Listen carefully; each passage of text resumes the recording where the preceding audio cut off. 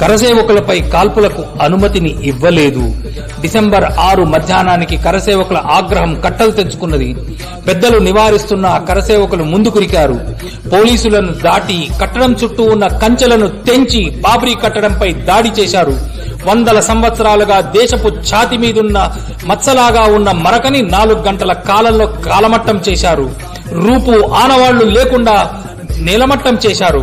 హైందవ ఉజ్వల స్వాభిమానానికి ప్రతీకలైనారు నాడు కరసేవకులు.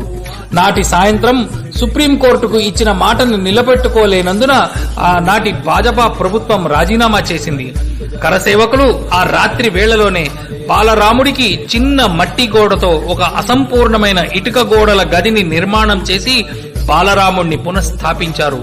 అర్ధరాత్రికి అక్కడ చేరుకున్న మిలిటరీ అధికారులు, సైనిక దళాలు బాలరాముడిని దర్శనం చేసుకుని వారి యొక్క అంజలి ఘటించి తర్వాత కరసేవకులను తిరిగి వారి స్వగ్రామాలకు వెళ్లమని కోరటంతో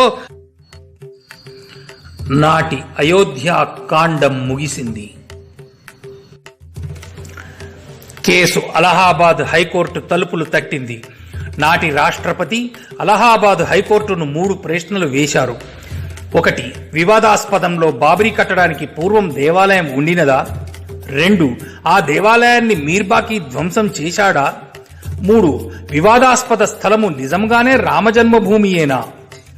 high court archaeology of survey of ఇండియాను తవ్వకాలు జరిపి నిజ నిర్ధారణ చేయమని అడిగింది.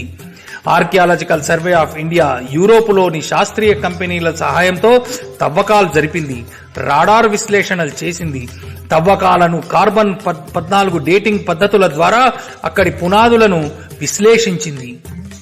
ఈ లోపల 2002 విశ్వ హిందూ పరిషత్ ఇచ్చిన పిలుపు మేరకు పూర్ణాహుతి మహాయజ్ఞంలో కరసేవకులు పాల్గొన్నారు. 2002 ఫిబ్రవరి 25న సాబర్మతి ఎక్స్ప్రెస్ లో గుజరాత్ కు వెనక్కి తిరిగి వెళ్లుతున్న రామ కరసేవకులపై గోధ్రాలో పెట్రోల్ పోసి నిప్పంటించారు దుండగులు. స్థానిక మసీదు ఇచ్చిన పిలుపునందుకని 2000 మందికి పైగా ముస్లిం యువకులు రైలుపై దాడి చేసి S5, S6 బోగీలను మంటపెట్టి 56 మంది కరసేవకులను సజీవ దహనం చేశారు. విధ్వంసాన్ని ప్రారంభించారు. గుజరాత్ అట్టుడికినట్టుగా ఉడికింది. తర్వాత 4 రోజులు జరిగిన ఉద్రేకపూరిత మతకలాల్లో అనేక వేల మంది మరణించారు. పోలీస్ కాల్పులలోనే దాదాపు 700 మంది చనిపోయారంటే గోధ్రా ఘటన తీవ్రతను మనం అర్థం చేసుకోవచ్చు. రామ జన్మభూమి ఉద్యమంలో గోధ్రా ఘటన మరో కాళ రాత్రి. Archaeological survey of India carbon dating పద్ధతుల ద్వారా అక్కడి పునాదులను త్రవ్వి అక్కడ 9వ శతాబ్దం, 11వ శతాబ్దం, 13వ శతాబ్దాలకు చెందిన దేవాలయాలను తేల్చింది. తవ్వకాలలో దొరికిన విగ్రహాలు, కలశాలు, బొమ్మలు, శిలా శాసనాలు ఆధారంగా అక్కడ 3 దేవాలయాలు ఒకదానిపై మరొకటి నిర్మింపబడ్డవిగా తేల్చింది. 1760 బ్రిటానికా పుస్తకంలో రామజన్మభూమి ప్రస్తావన ఉన్నట్టు రుజువు చేసింది. అలాగే ఆర్కియాలజికల్ సర్వే ఆఫ్ ఇండియా విక్రమార్కుని కాలపు ఆనవాళ్లు అక్కడ లభించినట్టు పేర్కొన్నది. ఒక ముస్లిం, 2 హిందూ జడ్జిలతో ఉన్న హైకోర్టు ధర్మాసనం 2010లో తన తీర్పును వెలువరించింది. 2010లో హైకోర్టు ఆలయాల పునాదుల మీద బాబ్రీ కట్టడం నిర్మాణం జరిగినట్టు ధృవీకరించింది. హిందువులు ఆ వివాద స్థలాన్ని శ్రీ రామజన్మభూమిగా పరిగణించారని ప్రకటించింది. 2.77 ఎకరాల వివాద స్థలాన్ని 2 హిందూ సంస్థలకు, ముస్లిం సున్నీ వక్ఫ్ బోర్డుకు సమానంగా 3 భాగాలుగా పంచాలని తీర్పు చెప్పింది. ఈ తీర్పును వ్యతిరేకిస్తూ సుప్రీంకోర్టులో కేసు దాఖలయ్యింది. 2019లో supreme court chief justice Ranjan Gogoi గారి ఆధ్వర్యంలోని 5 సభ్యుల ధర్మాసనం తన తీర్పును వెలువరించింది. ఏళ్ల తరబడి ఉన్న వివాదానికి ఎండ్ కార్డ్ పడింది. అయోధ్య విషయంలో దేశ అత్యున్నత న్యాయస్థానం చారిత్రాత్మక తీర్పిచ్చింది. 2.77 ఎకరాల స్థల వివాదానికి ఫుల్ స్టాప్ పెట్టింది. వివాదాస్పద స్థలాన్ని రామ్ జన్మభూమి న్యాస్ కు కేటాయించింది. మరోవైపు ముస్లింలకు అయోధ్యలోనే మరో చోట 5 ఎకరాలు ఇవ్వాలని ఆదేశించింది. పురావస్తు శాఖ ఇచ్చిన నివేదిక ఆధారంగానే అత్యున్నత న్యాయస్థానం తీర్పిచ్చింది. ఈ మొత్తం జడ్జిమెంట్ లో పురావస్తు శాఖ రిపోర్టే కీలకంగా మారింది.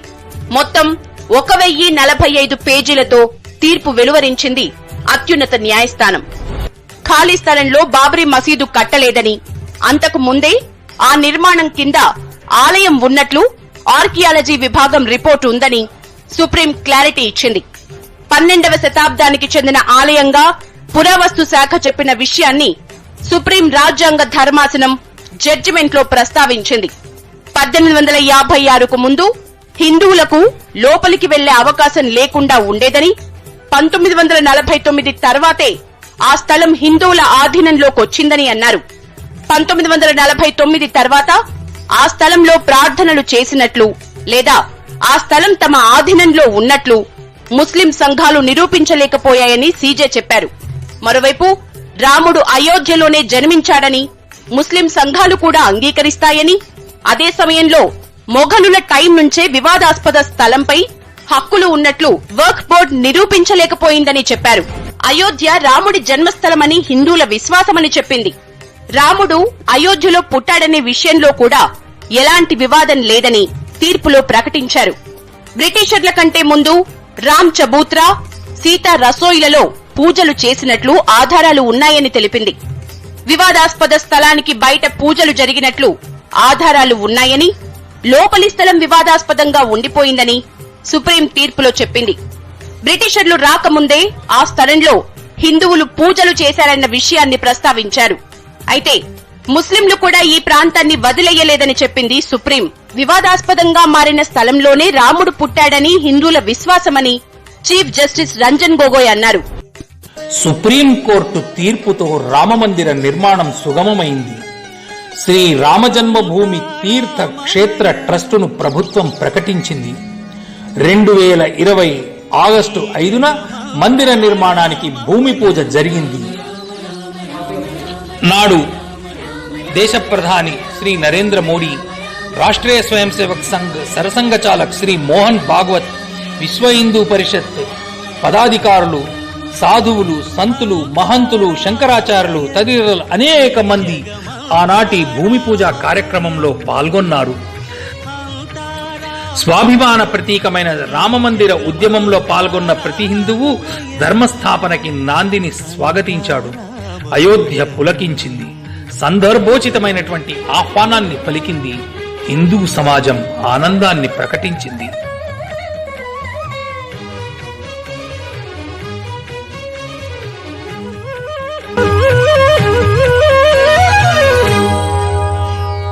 అంతరంగమున ఆత్మారాముడు, అనంత రూపముల వింతలు సలుపగా, సోమ సూర్యులును సురలు తారలును ఆ మహాంబుధులు అవనీ జంబులు అంతారామమయం, ఈ జగమంతారామమయం,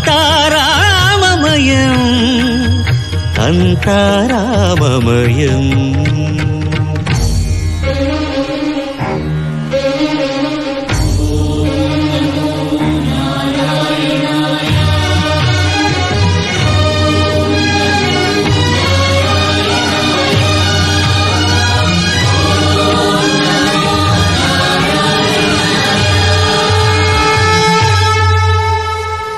అండాండంబులు పిండాండంబులు బ్రహ్మాండంబులు బ్రహ్మలు మొదలుగా,